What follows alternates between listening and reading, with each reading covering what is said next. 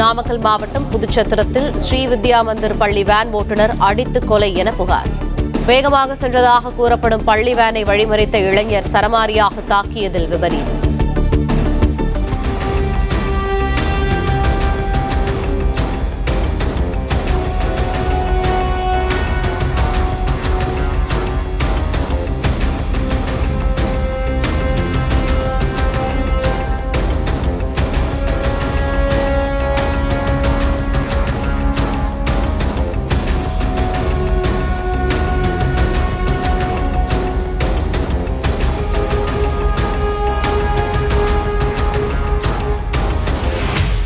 Play store மற்றும் app ஸ்டோரில் இருந்து பாலிமர் செயலியை QR கோடு மூலம் பதிவிறக்கம் செய்யுங்கள்.